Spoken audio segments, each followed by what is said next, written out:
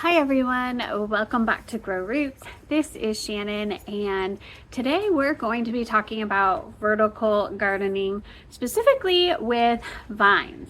So if you've followed my channel for any length of time this year, you know that I have been calling this year the Year of the Vine. And the reason that I'm calling it the Year of the Vine is because, number one, I absolutely love vines, and number two, this year I went all out on growing all kinds of vines because I really just wanted to see what works here. I am in North Texas on the border of Zone A and Zone 8B, and I wanted a couple of things from my vines, and I just wanted to try all of them to see what was going to happen. So first I wanted to talk about why you might want to try vertical gardening or gardening with vines. And the number one reason for many of you, including myself, is that vertical gardening is an amazing way to garden if you're lacking space. So if you can see behind me, I don't have a lot of space right here at all. This is like right against a fence, and also like my neighbor's backyard is back there, and so it's a great use of this space right here to kind of provide like a little bit of privacy from my neighbors in their yard, and then also just to utilize a space that otherwise wouldn't be used. I am in a rural part of North Texas, but I'm in kind of a neighborhood, an HOA type of neighborhood, and so our backyards are not that big, and our front yards are not incredibly big. Our garden spaces are not incredibly big, and so vertical gardening is an amazing way to grow up instead of growing out, and so that way you can grow lots of different types of vines, honestly, along any kind of fence that you have, or even in a container with a trellis. There are lots of different ways that you can do that. Another reason that you might want to get into vertical gardening is, honestly, it's kind of trending right now.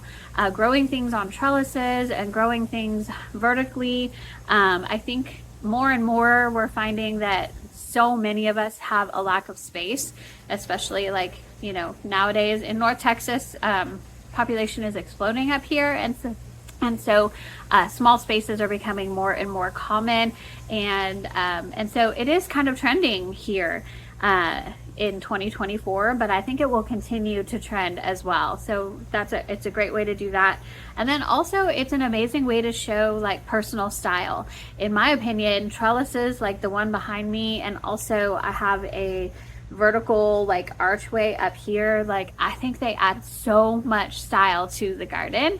And the types of vines that you grow also show particular types of styles, and we'll get into that as well. You can choose flowering vines, you can choose evergreen vines, anything in between, and they each kind of cater to our own personal preferences, and so it's a great way for us to show our own personal style. The second thing that I wanted to talk about is that you can grow, you can do vertical gardening. Like the sky is the limit in terms of what you could use to do that. So again, you see behind me, this is a trellis, and my husband made this trellis in 2020 when COVID hit and we were all stuck at home. My husband was building these trellises. I actually have 4 of them, and they are made out of just wood that he purchased, and then we stained the wood. This lattice, I think we bought it like as normal wood lattice, but then we stained it, and then he framed it, and he also put it on, 2 feet of lumber. So these are really, really tall trellises. They grow, I think they're about 12 feet tall, something like that. And we put them there. There's 4 of them on the side of this fence. But also you could use obelisks. I do have an obelisk that I have a clematis that I am growing on. I can pop a picture of that on the screen for you. Those are really, really popular. You can pop them anywhere in any garden, and just a very small space turns into a very like vertical space. So again, you can grow so much more growing up than you could growing out. And I think those obelisks are absolutely beautiful. Fences, like you see behind me, I have a fence, and behind that is kind of a green belt slash creek area. And fences are a great way to grow vertically as well, and some of those are just naturally built in, so that's super fun. Another way that you can grow vertically is garden arches. So I actually have, this is like a rectangular arch that's back there. It actually is a water feature that's not currently working. I think it's just the pump system that is not working in it, but my husband built that himself as well. But there are lots of different other types of garden arches, and you can, again, pop those almost anywhere in any garden, or anywhere, over a gate. That's where they're beautiful, or even over your like side yard, the entrance to a side yard. I think garden arches are absolutely beautiful in those applications. And then the last way that you can use almost any household item. There are so many things that you can find on Facebook Marketplace, and I was looking for a really, really long time. That's actually where I got my obelisk. It was only $10 on Facebook Marketplace. But you can find normal trellises, but also you could use headboards, like iron headboards or metal headboards. You can find those for sale all the time in almost any size. So twin, queen, full size. Headboards are a really great thing to like mount onto a wall to get a vine to grow up there.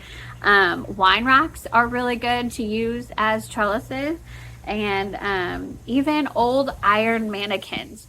I actually am kind of obsessed with that idea, and I think eventually I will find an iron mannequin that I really love, and I'll purchase one on Facebook Marketplace because those are pretty inexpensive as well. You can also find gates on Facebook Marketplace, like old gates that people sell, metal wall decor. A lot of times, people will hang things inside really large walls on the inside, but those can also be put against a fence or in a backyard as well, and you can find those. Fireplace screens make really good things for vertical gardening. Garden hooks, shepherd hooks. I actually grew, I allowed a wild morning glory to grow on an old shepherd's hook in the middle of my garden this past year, and it was spectacular. And it's a great way to grow vines on there. And then wire espaliers, I actually have a couple of those in the front. I'll pop some pictures on the screen for you there.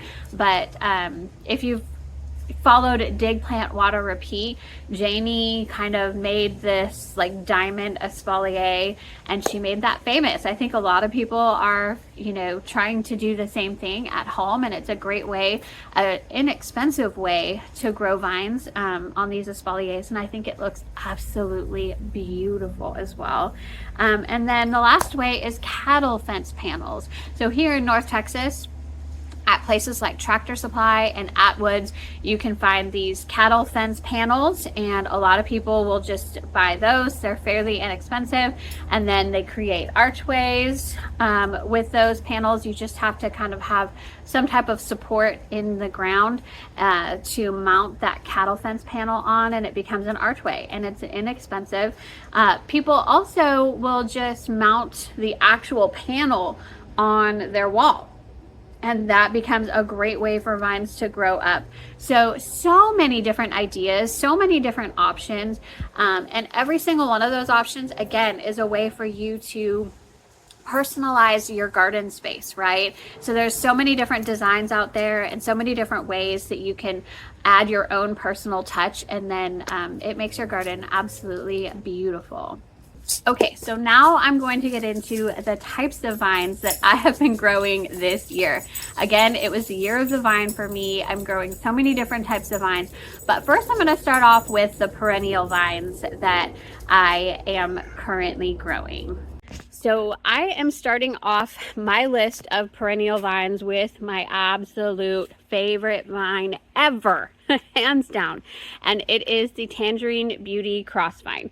And I'm so happy that I'm growing it on my favorite trellises as well, because it is an absolute showstopper. It's a statement piece for my backyard garden.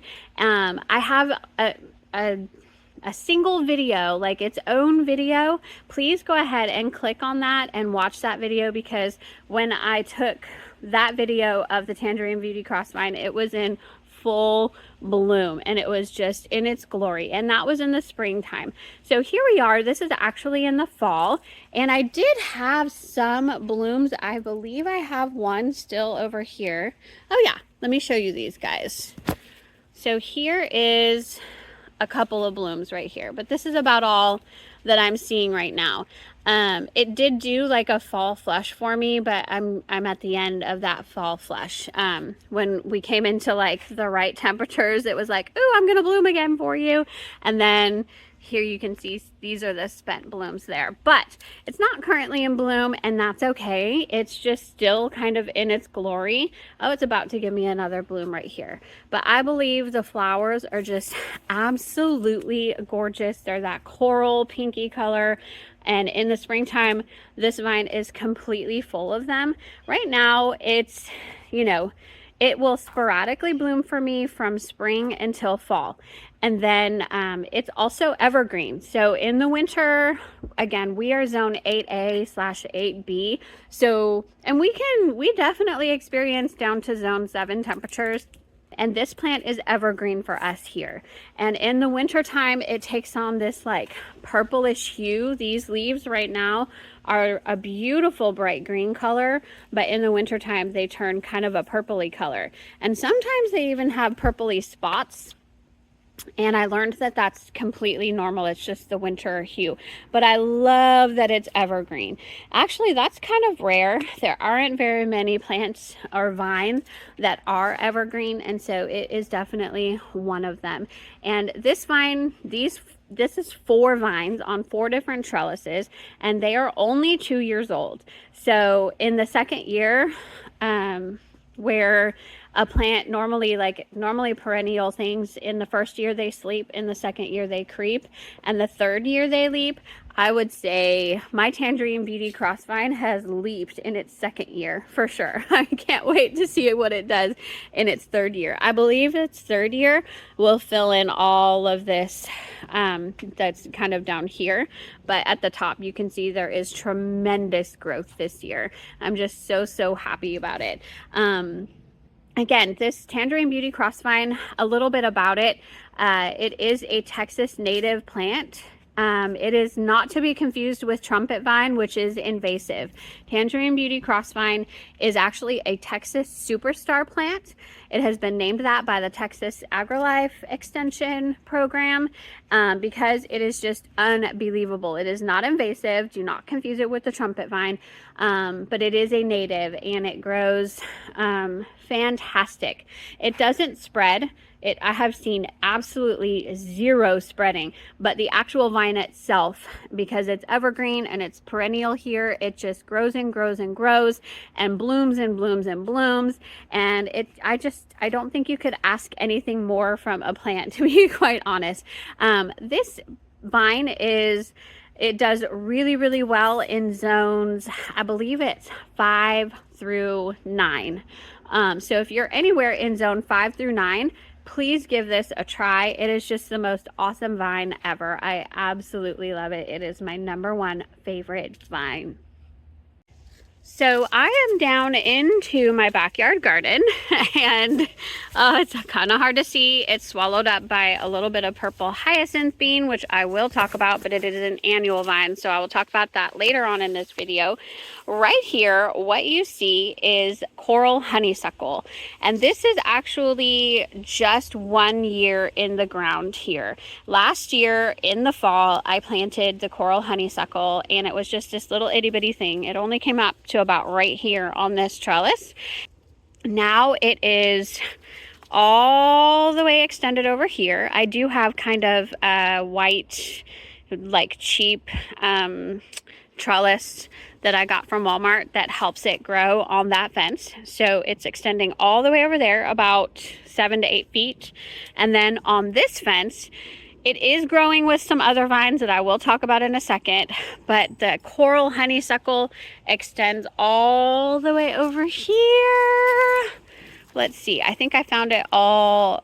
Is this the tangerine? No, this is, yeah, that's the coral honeysuckle. So it's about 12 feet away and it's growing on this fence as well. I don't currently have any blooms from this coral honeysuckle, but it does bloom a little bit sporadically from spring through fall. I think because this is only the first year in the ground, I haven't seen as many blooms as I normally would. I only saw a couple blooms in the spring and that was it, because right now it's just kind of focusing on root growth and growing itself. This again is a perennial vine. I believe this one is perennial in zones 5 through 9 as well, if I'm not mistaken. So it's, you know, again, a Texas native plant as well. It is not invasive. Do not mistake this one for the Japanese honeysuckle, which is incredibly invasive. This one is not. It has not really spread down here and tried to like spread through rhizomes or anything like that. So, and it also is evergreen. This definitely did stay evergreen for me throughout the winter, which was really, really cool. I love everything that's evergreen. So to have vines that were evergreen were really important to me. Not all of my vines are, but the Tangerine Beauty Crossvine and the Coral Honeysuckle definitely are evergreen here in Zone 8. But I absolutely love it. It does have cute little pink blooms. I'm hoping to see more blooms on it next year. And again, this one definitely needs something big to grow on, because it it's definitely expanding itself and grows, you know, 12 to 15 feet. Probably even larger next year. So while I'm over here, I want to talk about another vine that I am growing, and I've grown this vine for quite some time. It is a Confederate Star Jasmine.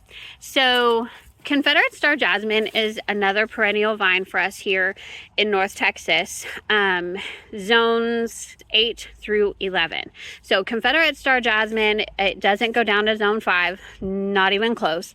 Honestly, this vine says it's evergreen, but I will tell you, here in North Texas, with the temperatures that we get in the wintertime, it is not evergreen. It will die down to the root when we get zone 8 temperatures, and especially if we get zone 7 temperatures. So this vine will not stay evergreen. It will die all the way down, usually to the base. I have had 1 or 2 winters here, because I've grown it for at least 5 years. I've had 1 or 2 winters where a couple of the vines stayed, like I had leafing out from a couple of the vines. It didn't die back to the roots, but only a couple of winters here, and those were our most mild winters where I saw that happen. All other winters, it just dies down to the ground and it has brand new growth every year. So you know, because of that too, I don't experience the blooms that I'm supposed to experience. So usually jasmine will bloom the most in the springtime, and because in the springtime mine are just waking up and just starting to grow from the base, so I'm not going to see a whole lot of flowering, and that's exactly what I see. So not super impressed with Confederate Star Jasmine here in zone 8A, zone 8B. If you are in zones like 9, 10, or 11, I'll bet that you love this, right? And I know Janie from Dig Plant Rattle Repeat, she loves Confederate Star Jasmine. It's evergreen for her. She's in a completely different higher zone than I am. I think she's 9A or 9B in California, so she has a completely different experience with it than I do. But if you're in zone 8, it's not the best vine to grow in my opinion, but still a lovely vine. I just and it grows in shade. It grows well in part shade areas, which I do absolutely love. Not my Coral Honeysuckle and my Tangerine Beauty Crossvine absolutely need sun. Confederate Star Jasmine does not. So I do love that about it. Okay, so coming over here, hopefully it's not too bright out. This is the only time of the day that I could film this. It's the middle of the day, so it is a little bit bright in this location. But I wanted to show you this. This is my very first clematis. I picked this up at Callaway's. It is the Sapphire Indigo clematis. And I am so impressed. I'm really glad that I picked it up as a mature plant. It was on sale. I think it was originally $59 or $69. I got it for 50% off, which is incredible. And so I'm so glad that I picked it up. It has beautiful flowers. They do look exactly like this when it's flowering. When did I pick this up? I picked it up in the spring, and I've had sporadic blooms from it from spring through summer. Now that it's fall, it kind of has stopped, and I can see like I need to maybe trim this back. Remember that clematis, they all have different pruning groups, and I keep forgetting what pruning group. I keep looking it up and forgetting what pruning group this is. But just remember, do not prune clematis until you figure out what pruning group your specific clematis is and you're pruning it at the right time, because they definitely have specific ways that they need to be pruned. However, I do love it. I do not know if this one is going to be evergreen for me or not. It is, I do know that it's more of a dwarf, or a smaller variety of clematis. And so it's probably gonna just stay on this little obelisk trellis that I have for it. Another thing that I do know about clematis is that its roots love to be in the shade, and it's, you know, a majority of the vine loves to be in the sun, which is why it's in this kind of weird little area for me, because down here is definitely a lot more shaded and up here is in the sun. And it turns out I was right. It absolutely loves this spot. So absolutely love this plant. I did grow 2 clematis from roots this past year, and I don't even know if they're still alive down there. Actually, yeah, I have a Jack Monty way down there, and I can see it, and it is still alive. I've also got Confederate Star Jasmine growing down here, so that's another thing that you see. Yeah, the other type of clematis that I grew, the name escapes me, and I don't think it's alive anymore. So, you know, yeah. But this is the clematis. Again, really great plant. I'm excited. This is its first growing year in the ground. I have no idea how it's going to act in the winter, if it's evergreen or not. I know some varieties of clematis are, others are not. So if you are interested in getting that, then definitely research the type of clematis, research the pruning group, and know if your type is evergreen or not. And I wanted to show you one more type of perennial vine that I do grow. Let's see, these are 2 years old, but this is variegated English ivy. I love plants that have variegated leaves, and the English ivy is one of them. I think it's absolutely gorgeous. However, y'all, do not ever plant English ivy in your landscape unless you want it to completely take over. And then even then, like, I don't even think you want it there because it will take over, and nothing, you know, it will be crazy. But I do have this one in a container, and I need to trim this guy back. But I created like a bamboo trellis right here that looks kind of in the shape of a triangle, and I love it. I think it looks a little bit like a tree.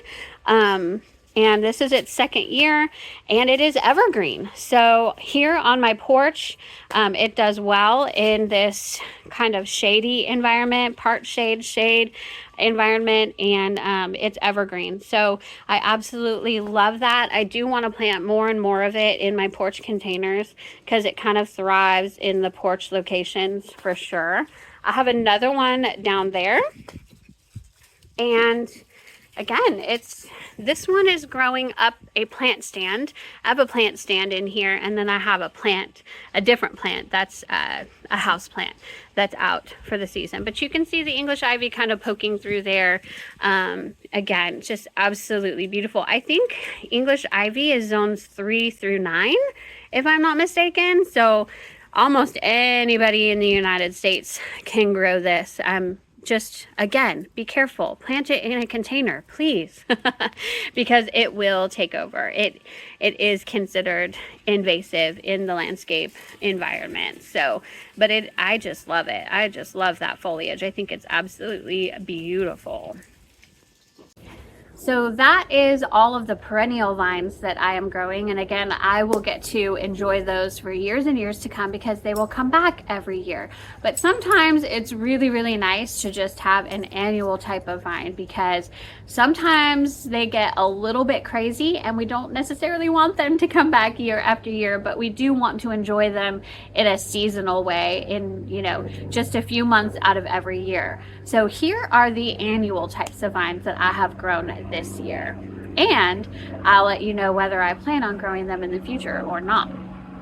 Okay, so here is the first type of annual vine that I tried this year that I've never grown before, and it's purple hyacinth bean vine. So I have this arch that I told y'all it is a water feature that's just not currently working, but I had this vision for a vine that just grew up the entire thing, and I wanted it to be an annual vine because I didn't want the vine to kind of take over this whole arch on a permanent basis. I wanted something that would die back so that when my husband decides to start to fix it, hopefully he will, then the vine won't be in the way, if that makes sense. And plus, if it's a water feature and you have a perennial vine on it, like, obviously if the perennial vine takes over, like, your water feature is not going to work, you know what I mean? And you can never work on it. So that's why we have an annual vine planted here.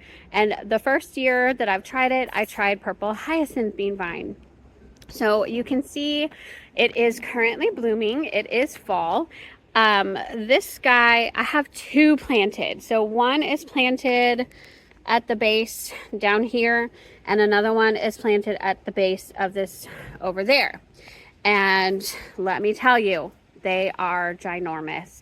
It kind of fell off of the top, and I have it being held on by a couple of things, but it's so heavy, it's so massive, and what it has done is actually changed the microclimate of my garden down there. So I had planted things that love full sun because normally they're in full sun there, but because the tangerine or the purple hyacinth bean vine is so like massive over there, the sun comes in from up here like during the day, and so all of these things now are in the shade. I had a grass that I had to take out. It's a pink muley grass.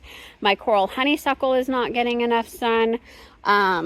Way back here, I have a hardy hibiscus that's down there. It did not get enough sun. So next year, I will not be doing the purple hyacinth bean vine here because it's just too much. The leaves are huge, the blooms are huge. It just takes over the space.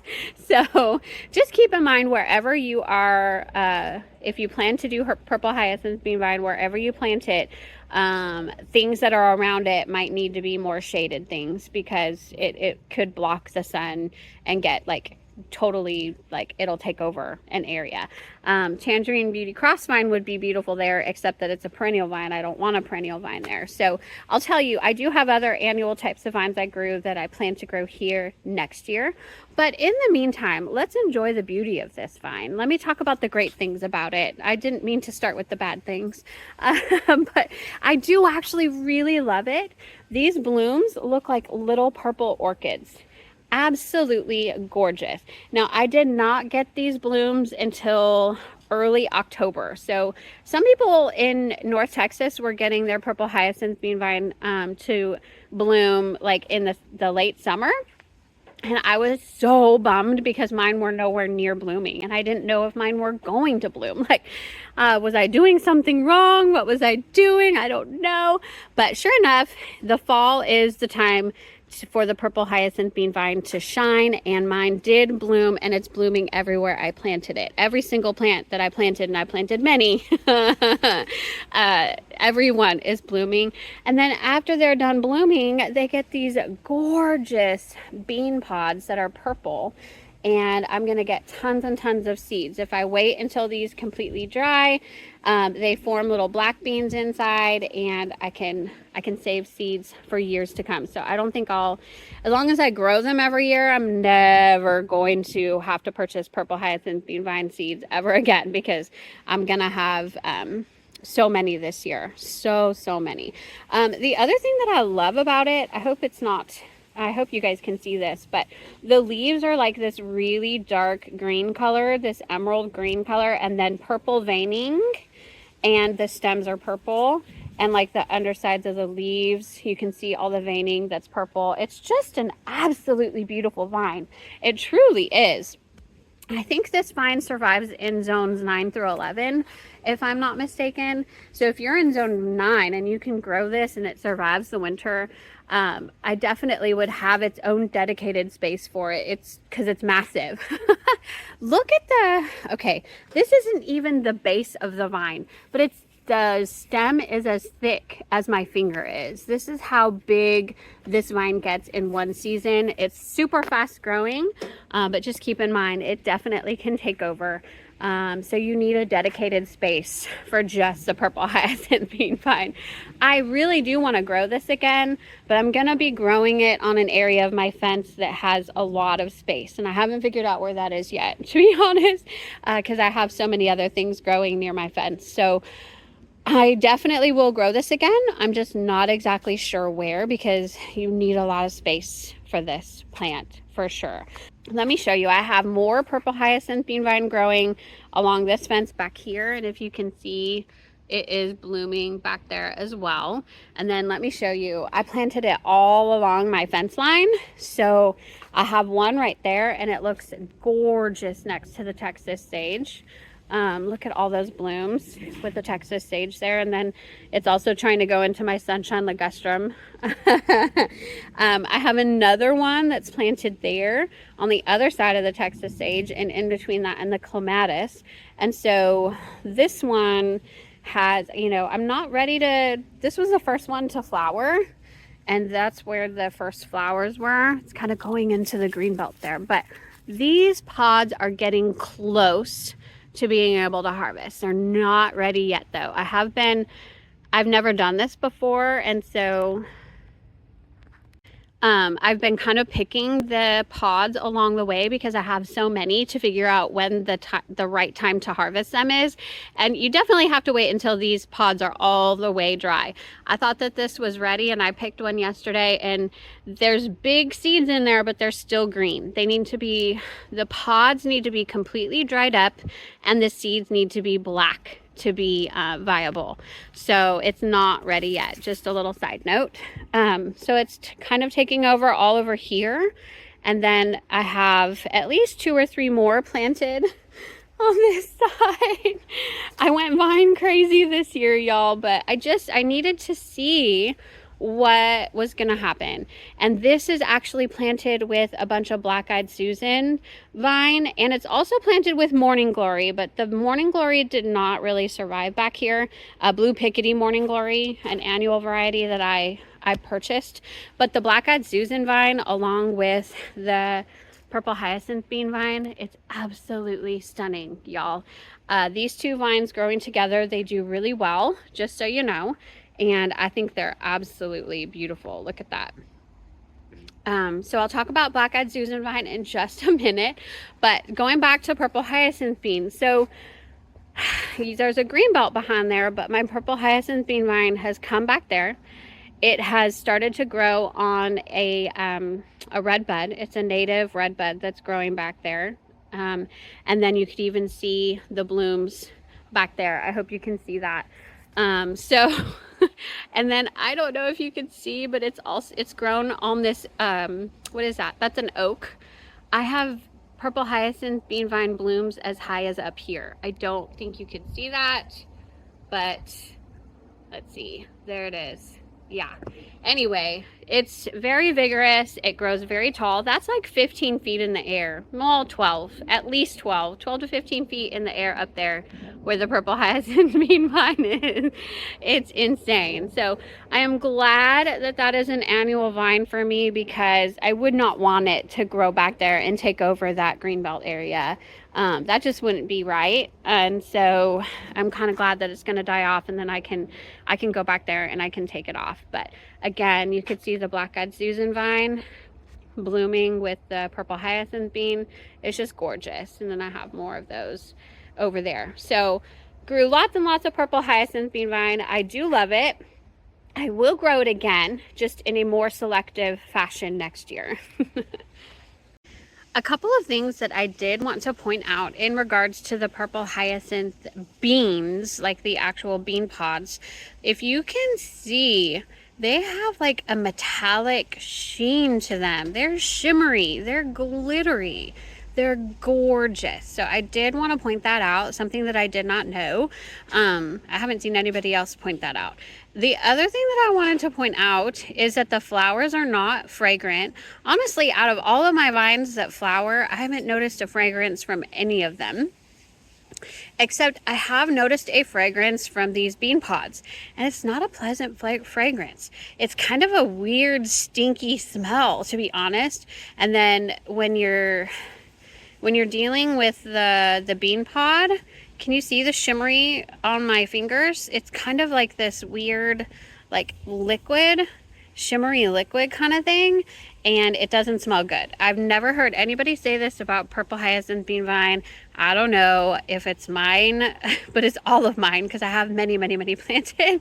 It just has this weird fragrance to it, and it's not like overpowering or anything like that, but because I have so many of them planted, I think that's why I notice it.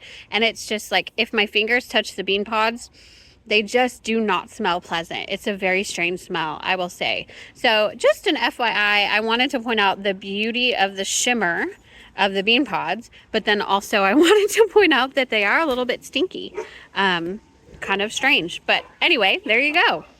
Okay, so I have moved onto my front porch so that I could get a view of the black-eyed Susan vine. This is another annual type of vine. Again, I think it's good in zones 9 through 11, and I absolutely love it. I do believe the name of it is Thunbergia, not to be confused with Rudbeckia, which is black-eyed Susan flower perennial. This is black-eyed Susan vine. It is an annual vine, and see if I could get a close-up of those beautiful yellow blooms. Absolutely gorgeous. It does come in a variety of different colors, so you can look that up and decide which color you want to grow for yourself. This year I just chose the normal yellow. Let me see if I can show you. This side is in the full sun, which is why I was like, oh, look at that. It is just absolutely gorgeous. Black-eyed Susan vine, again, I grew these from seed, and there's 2 vines that are planted right down there. They actually, no, I'm sorry. There's 1 black-eyed Susan vine and 1 morning glory, I think. I'll show you the morning glories in a second. They took off better on the other side. But the black-eyed Susan vine, it was a beautiful vine. It's just these nice little heart-shaped leaves. But it did not flower for me really until the temperatures at night cooled down in the fall.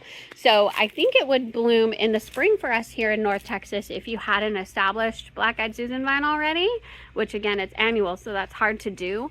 But they are in the nurseries, and you may want to do that. If you want to enjoy spring blooms as well as fall blooms, then definitely purchase like a more mature vine in the spring from the nursery as opposed to growing it from seed. I had to wait to see these beautiful blooms, really.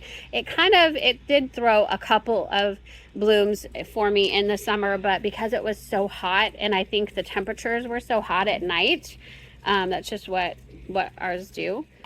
But because our temperatures do not cool off at night, I think that's why it did not bloom for us. It likes the temperatures to be colder at night, and so it waited until our temps started cooling off, and then it started blooming its head off. It's absolutely beautiful.